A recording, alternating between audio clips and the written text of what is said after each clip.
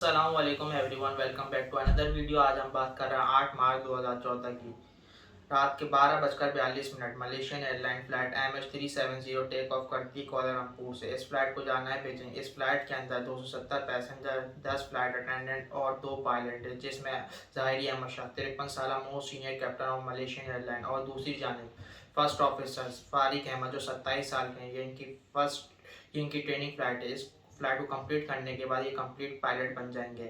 ये फ्लाइट तकरीबन 20 मिनट तक अपनी सही डायरेक्शन पर जाती है, मतलब रात 1:08 पर ये फ्लाइट मलेशियन कोस्ट लाइन को पार कर जाती है और ये साउथ चाइना सी के ऊपर चली जाती है, यानी वियतनाम की डायरेक्शन में।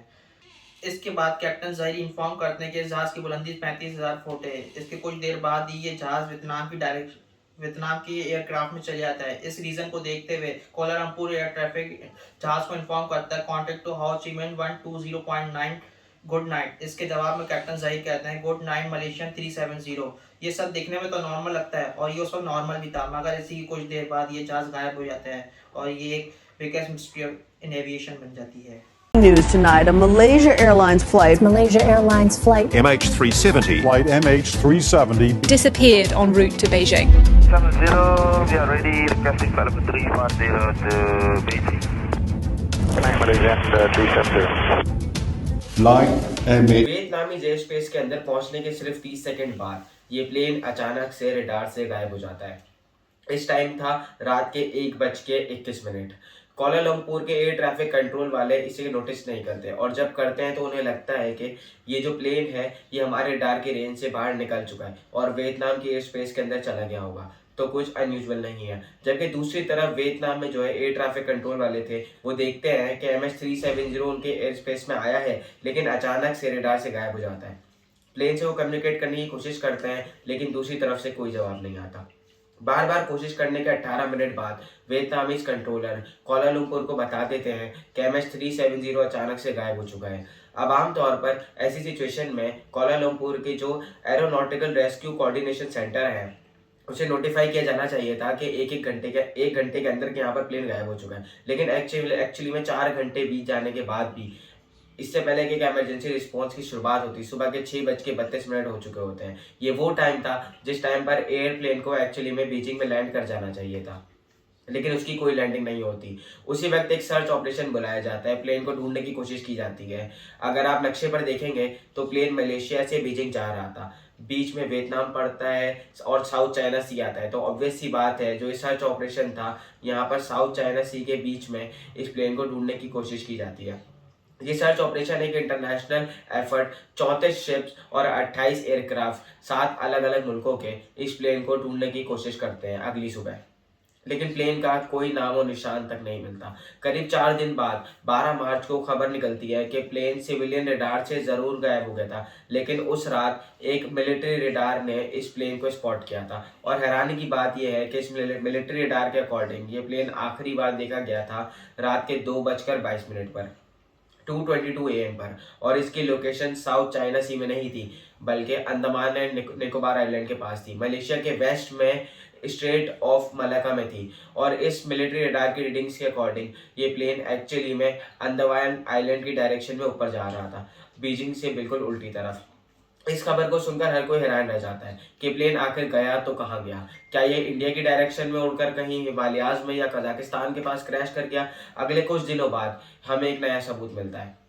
सैटेलाइट डेटा से पता लगता है कि प्लेन ऑटोमेटिकली एक सैटेलाइट से कम्युनिकेट करने की कोशिश कर रहा था। ये वैसे आम बात होती है, जो बड़े वाले एयरप्लेन होते हैं जैसे कि बोइंग 777 या ये अक्सर सैटेलाइट के साथ कम्युनिकेट करने की कोशिश करते हैं अपने कम्युनिकेशन को और आसान बनाने के लिए। ये वैसे ही होगा जैसा कि आपके जो फोन्स होते हैं वो ऑटोमेटिकली वाईफाई के साथ कनेक्ट करने की कोशिश करते हैं, उसी तरीके से समझ लें। लेकिन प्रॉब्लम ये थी, इस प्लेन ने जब सैटेलाइट से कम्युनिकेट किया तो उसने सिर्फ लॉगिन करने की कोशिश की, कनेक्शन बनाने की कोशिश की। यहाँ पर कोई डेटा ट्रांसमिट नहीं किया गया प्लेन की लोकेशन का। तो सैटेलाइट को बस ये पता था कि इस प्लेन ने मुझसे कम्युनिकेट करने की कोशिश की थी, लेकिन इसके अलावा कुछ नहीं पता था ये प्लेन एक्चुअली में कहाँ पर था। लेकिन कुछ साइंटिस्ट और इन्वेस्टिगेशन ने सोचा कि हम ना इस चीज़ का इस्तेमाल करें इस लोकेशन को ढूंढने के लिए। उन्होंने सोचा कि जब सैटेलाइट ने उस कम्युनिकेशन को रिसीव किया तो सैटेलाइट ने अपना एंटीना प्लेन की डायरेक्शन में मोड़ा होगा, तो इन्होंने सैटेलाइट की जो एंटीना का एंगल था उससे मेजर करके कैलकुलेशंस करके ये अंदाज़ा लगाया कि ये प्लेन एक्चुअली में कहाँ पर हो सकता है। अब जैसा मैंने आपको पहले बताया था कि एग्जैक्ट लोकेशन तो हम नहीं बता सकते सैटेलाइट की मदद से, लेकिन एस्टिमेट से हम ये बता सकते हैं कि ये जो पूरा सर्कल आप देख रहे हैं वाइट कलर का, इस सर्कल के किसी भी पॉइंट पर हो सकता है प्लेन। जब उसने सैटेलाइट से कम्युनिकेट करने की कोशिश की थी, प्लेन ने 7 बार सैटेलाइट से कम्युनिकेट बनाने की कोशिश की गई थी, इसलिए यहाँ पर 7 अलग अलग सर्कल्स आपको दिख रहे हैं वाइट कलर के। इन्हें सैटेलाइट हैंडशेक्स करके बुलाया जाता है। हर सर्कल पर टाइम लिखा है कि किस टाइम पर प्लेन ने कम्युनिकेट करने की कोशिश की गई। और आज जो आखिरी सर्कल है, जो 7th सर्कल है, वो लेटेस्ट टाइम बताता है जब प्लेन ने सैटेलाइट से कम्युनिकेट करने की कोशिश की, मतलब आखिरी पॉइंट जहां पर ये एरोप्लेन गया होगा। और ये बहुत ही हैरानी की बात थी क्योंकि सर्कल कितना बड़ा है, कहां से लेकर कहां तक पहुंच रहा है। कजाकिस्तान से लेकर चाइना, इंडोनेशिया और ऑस्ट्रेलिया की साइड में से इतने बड़े ओशन से गुजरता हुआ इस पूरे लास्ट सर्कल में कहीं पर भी हो सकता है ये प्लेन, या इसके और आगे भी हो सकता है। ये तो आखिरी पॉइंट है जहां पर कम्युनिकेट करने की कोशिश की गई थी। इसके बाद इन्वेस्टिगेटर ने कुछ और कैलकुलेशंस की प्लेन की स्पीड को देखकर, प्लेन में कितना फ्यूल बचा था उसे देखकर, और फिर एस्टिमेट किया गया कि एक्चुअली में प्लेन इस सर्कल में, इस शेडेड एरिया में हो सकता है, इस सर्कल की इस आर्क में हो सकता है, जिससे फेमसली नाम गया the 7th arc.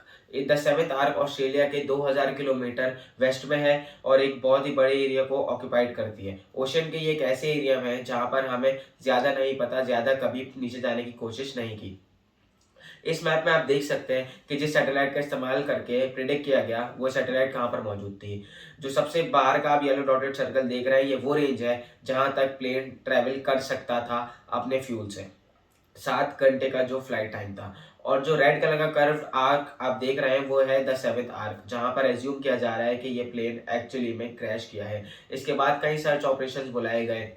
Yellow shaded region आपको दिखाते हैं कि कहां पर ये सर्च ऑपरेशंस कंडक्ट किए गए, और ऑरेंज वाला जो एरिया है वो प्रायोरिटी सर्च एरिया है जहां पर सबसे ज़्यादा सर्च ऑपरेशंस कंडक्ट किए गए। अप्रैल 2014 तक तो समुद्र के जो ऊपर सर्च ऑपरेशन चल रहे थे उन्हें बंद कर दिया गया क्योंकि उसका कोई फायदा नहीं था। प्लेन क्रैश किया है तो अब पानी के अंदर ही डूब गया होगा, फ्लोट नहीं कर रहा होगा, इसीलिए deep ocean search operation conduct करने जाने लगे। इस पॉइंट ऑफ टाइम पर कंडक्ट हुआ दुनिया का सबसे बड़ा और सबसे महंगा सर्च ऑपरेशन। हफ्तों तक, महीनों तक, सालों तक ये ऑपरेशन की तलाश करते रहे और ये ऑपरेशन चलता रहा। 3 साल बाद $160 मिलियन स्पेंड करने के बाद इन्होंने इस ऑपरेशन को बंद कर दिया। ये ऑपरेशन एक फेलियर रहा, लेकिन इसके बीच अच्छी खबर ये थी कि जुलाई 2015 में इस प्लेन का पहला टूटा हुआ हिस्सा डिस्कवर किया गया। एक डेब्री फ्लोट करके ओशियन में आइलैंड है, वहां पर यह आइलैंड है मेडागास्कर के ईस्ट साइड पर। यहाँ पर प्लेन का फ्लैपरॉन पाया गया। आप फोटो में देख सकते हैं कि ये इस प्लेन का एक टूटा हुआ हिस्सा है। इसके बाद 2018 में एक अमेरिकन कंपनी ओशन इन्फिनिटी ने एक नया कॉन्ट्रैक्ट साइन किया मलेशियन गवर्नमेंट के साथ। इन्होंने कहा हम सर्च ऑपरेशन कंडक्ट करेंगे और अगर हमें प्लेन नहीं मिला तो हम कोई फीस भी चार्ज नहीं करेंगे, नो फाइन नो फी। इस शर्त पर इन्होंने अब एक नया सर्च ऑपरेशन शुरू किया। इनके पास बहुत ही एडवांस अंडर वाटर सी व्हीकल्स हैं। सर्च ऑपरेशन कंडक्ट करते वक्त पूरे ओशियन के फ्लोर की मैपिंग करने लग रहे थे और इसी सर्च ऑपरेशन में बताया गया कि उस एरिया में जहां पर ये 7th आर्क के एरिया में समुद्र के नीचे कई अंडर वाटर वॉल्केनोज मौजूद हैं, कई क्लिफ्स और कई पहाड़ियां भी मौजूद हैं। ये भी कई महीनों तक ढूंढते रहे, लेकिन अनफॉर्चुनेटली ये भी अपने मिशन में फेल हो गए, कुछ नहीं मिला। इसी बीच मलेशियन पुलिस ने अपनी एक तीसरी अलग इन्वेस्टिगेशन चालू की, जिस इन्होंने सोचा क्यों ना हम उस प्लेन में बैठे पैसेंजर्स का एक बैकग्राउंड चेक करें। जो प्लेन के पायलट्स थे उनका एक बैकग्राउंड चेक किया जाए कि उनकी क्या हिस्ट्री रही है, क्या ऐसा तो नहीं किसी ने प्लेन को हाईजैक करने की कोशिश की गई हो। इन सारी इन्वेस्टिगेशंस के बाद कुछ थ्योरीज निकल कर आई। एग्जैक्टली क्या हो सकता है हुआ या क्या हुआ होगा इस प्लेन के साथ, आइए देखते हैं एक एक करके क्या एज्यूम किया जा रहा है, क्या अलग अलग थ्योरीज हैं। पहले तो ये सोचा गया कि अगर प्लेन रडार से गायब हुआ है तो कैसे हुआ होगा, या तो कोई इलेक्ट्रिकल फेलियर आया होगा, कोई एक्सीडेंट हुआ होगा, या कोई टेक्निकल फेलियर हो गया होगा प्लेन में जिसकी वजह से इक्विपमेंट काम करनी बंद कर गई, या फिर किसी पैसेंजर या पायलट ने खुद से ट्रांसपॉन्डर को स्विच ऑफ कर दिया, जानबूझकर ये किया गया। तो पहली थ्योरी ये है कि यहाँ पर एक्चुअली में कैप्टन ज़ाहरी शाह पर उंगली उठाई जा रही थी। ये कहा गया कि कैप्टन ने जानबूझकर कम्युनिकेशन को डिसेबल किया और प्लेन को जबरदस्ती ले जाकर ओशियन में क्रैश कर दिया। Richard Godfrey combined data from British Inmarsat satellites, figures from Boeing, Australian oceanographers, and new WhisperNet amateur radio wave technology. I've been tracking back through the data and out of that tracking MH370. I'm sure they will be able to find the aircraft. लेकिन क्या reason था उन्होंने ये किया होगा? कुछ लोग कहते हैं कि उनकी मेंटल हेल्थ ठीक नहीं थी, कुछ लोग कहते हैं कि वो सुसाइड करने के हालात में थे, वो सुसाइड करना चाह रहे थे, कुछ लोग कहते हैं कि हाईजैकिंग थी, एक टेरर अटैक की तरह था। लेकिन एक्चुअली में ज़ारी शाह पर क्यों ब्लेम डाला जा रहा है? कुछ आर्गुमेंट्स हैं जो इस थ्योरी के फेवर में उठाए जाते हैं। पहला पॉइंट ये है कि जो 180 डिग्री को ऑलमोस्ट टर्न लिया है एरोप्लेन ने वियतनाम से वापस मलेशिया की तरफ, ये ऑटो पायलट खुद से नहीं कर सकता था, ये एक एरोप्लेन के पायलट ने इंटेंशनली खुद से ही किया होगा। दूसरा पॉइंट ये है कि इस एरोप्लेन को एक्चुअली थाईलैंड और मलेशिया के बॉर्डर के एकदम बीचों बीच से उड़ाया गया, जो कहा जाता है कि डेलिबरेटली किया गया होगा, जानबूझकर किया गया होगा, ताकि दोनों की एयर स्पेस के रेडार से दूर रहा जा सके। तीसरा एक बड़ा ही इंटरेस्टिंग पॉइंट है, ये कहा गया कि ज़ारी शाह के पास घर में उनके एक फ्लाइट सिमुलेटर था, जो कि कोई ज़्यादा अनयूजुअल चीज़ नहीं है, लेकिन उस फ्लाइट सिमुलेटर से उन्होंने एक पार्ट ड्रॉ किया था अपने गेम खेलने के लिए, जो पाथ एक्चुअली में कोइंसिडेंटली उसी पाथ से गुजरता था जहां से ये MH370 एक्चुअली में गुजरा। अब ये सुनकर आपको लगेगा कि डेफिनेटली यही हुआ है, लेकिन एक्चुअली में जो ऑफिशियल इंचार्ज है सर्च ऑपरेशन के, उन्होंने इस थ्योरी को कम्प्लीटली डिनाई किया है। उन्होंने कहा है कि ऐसा नहीं हो सकता, क्योंकि काउंटर में भी इसके कई आर्गुमेंट्स थे। पहला तो ये है कि ये बहुत ही एक्सपीरियंस और सीजन पायलट थे, जिन्हें सब रिस्पेक्ट करते थे। ना तो इनकी कोई फैमिली प्रॉब्लम थी, ना इनकी कोई इकोनॉमिक प्रॉब्लम थी, ना इनका कोई पास्ट में ऐसा बिहेवियर रहा था, तो कोई रीज़न ही नहीं था इन पे शक करने का। अगर एक पायलट सुसाइड करना चाह रहा था, पूरे प्लेन को क्रैश करना चाहता, तो कोई तो साइन वहाँ पर दिखना चाहिए था उनके बिहेवियर में या उनकी ज़िंदगी में कहीं पर, लेकिन ऐसा कुछ भी नहीं था। इसलिए दूसरी थ्योरी जो उठाई जाती है वो ये है कि कुछ और हाईजैकर्स मौजूद थे प्लेन में, या कुछ टेररिस्ट मौजूद थे जिन्होंने एक्चुअली में ये किया होगा। जब ये दूसरी थ्योरी उठाई गई तो प्लेन में मौजूद 2 पैसेंजर्स पर शक किया गया, पहले पूरिया नूर मोहम्मद और दूसरे दिलावर सईद मोहम्मद। ये 2 ईरानियन बंदे थे और इन पर शक इसलिए किया गया क्योंकि ये दोनों फेक पासपोर्ट के साथ ट्रैवल कर रहे थे। एक के पास एक इटालियन बंदे का चुराया गया पासपोर्ट था, दूसरे के पास एक ऑस्ट्रेलियन बंदे का चुराया गया पासपोर्ट था। ये दोनों पासपोर्ट थाईलैंड में चुराए गए थे। कहा जाता है कि ये दोनों लोग इन चुराए गए पासपोर्ट का इस्तेमाल करके यूरोप में जाकर सेटल करना चाह रहे थे। पहले इन्होंने बीजिंग तक की फ्लाइट ली थी, फिर बीजिंग से यूरोप तक की फ्लाइट लेने वाले थे। इन्वेस्टिगेशन ने बताया कि इनकी एक तो मदर भी हैम्पर जर्मनी में मौजूद थी, अपने बेटे का इंतजार कर रही थी। लेकिन एट दी एंड इस टेरर वाली थ्योरी को रिजेक्ट कर दिया गया, क्योंकि ये इन स्टोलन पासपोर्ट के अलावा, चुराए गए पासपोर्ट के अलावा कोई और प्रूफ नहीं मिला इस चीज़ का कि ये एक्चुअली में टेररिस्ट थे, कोई दहशतगर्द हमला करना चाह रहे थे, या एक्चुअली में सिर्फ यूरोप में जाकर सेटल होना चाहते थे एक चुराए गए पासपोर्ट का इस्तेमाल करके। इनफैक्ट ये चीज़ इंटरपोल ने भी कंफर्म की, ये कहते हुए कि दे वर प्रोबेबली नॉट अ टेररिस्ट। इसीलिए आती है यहाँ पर तीसरी थ्योरी, जो कि सबसे प्रोबेबल बताई जाती है। कहा जाता है कि एक्चुअली में पैसेंजर्स और जो क्रू मौजूद थे MH370 के अंदर, वो ऑक्सीजन की डेफिशिएंसी की वजह से बेहोश हो गए, इंक्लूडिंग द पायलट्स कैप्टन ज़ारी अहमद शाह और उनके को पायलट, वो भी अनकॉन्शियस हो गए। पूरा प्लेन एक्चुअली में बेहोश हो गया और ऑटो पायलट पर चलता रहा। ऑटो पायलट पर भी कुछ टेक्निकल मेल फंक्शन हुए, लेकिन बेसिकली ऑटो पायलट पर तब तक चलता रहा जब तक प्लेन में फ्यूल खत्म नहीं हुआ, और ये प्लेन फिर आहिस्ता से जाकर समुद्र के ऊपर क्रैश कर गया। अब इस टेक्नोलॉजी को समझाना इस वीडियो के लिए बहुत डिटेल हो जाएगा, ये बहुत कॉम्प्लेक्स टेक्नोलॉजी है, लेकिन कोई नई टेक्नोलॉजी भी नहीं है। बेसिकली उन्होंने रेडियो वेव्स की रिफ्लेक्शन का इस्तेमाल किया है एरोप्लेन के पाथ को प्रेडिक्ट करने के लिए। WSPR, weak signal propagation reporter, ये एक ऐसी टेक्नोलॉजी है जो बेसिकली रेडियो वेव्स के रिफ्लेक्शन को कैच कर पाती है। एक जगह से रेडियो वेव्स निकलती हैं, एटमॉस्फेयर से रिफ्लेक्ट होकर कुछ वीक रेडियो वेव्स दूसरी जगह पहुंचती हैं, और अगर बीच में से कोई प्लेन गुजर रहा होता है तो उसे बेसिकली नोटिस किया जा सकता है, ये कह लो। तो इन्होंने कंप्यूटर प्रोग्राम बनाया जो वीक रेडियो वेव्स के सिग्नल के थ्रू एरोप्लेन के फ्लाइट पाथ्स को पहचान सके, और इनकी कैलकुलेशन के अकॉर्डिंग आज के दिन ये MH370 एक्चुअली में 7th आर्क के ऊपर ही लाई करता है। एग्जैक्टली 7th आर्क में वो इस पॉइंट पर है इनकी राय के हिसाब से, और 4 किलोमीटर अंडर वाटर है समुद्र के नीचे। जैसा मैंने आपको बताया, यहाँ पे बहुत से क्लिफ्स और अंडर वाटर वॉल्केनोज मौजूद हैं। अब आप पूछोगे कि इस एरिया को तो ऑलरेडी सर्च किया जा चुका था।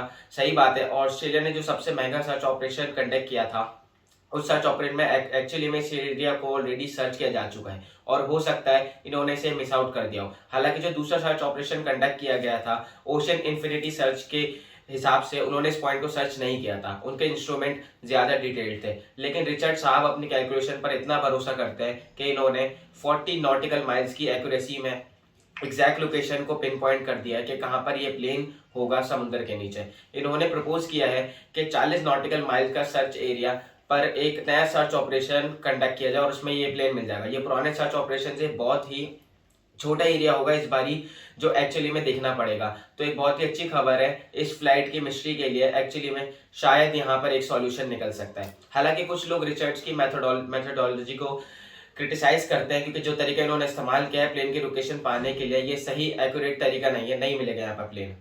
लेकिन रिचर्ड का कहना है कि इस पूरे एरिया में ऑपरेशन अगर आज शुरू किया जाए तो सिर्फ 1 साल का टाइम लगेगा और 2023 के एंड तक हम बता पाएंगे कि यहाँ पर प्लेन है कि नहीं, रिचर्ड की राय में, जो कि ऑब्वियसली यहाँ पर मिलना चाहिए।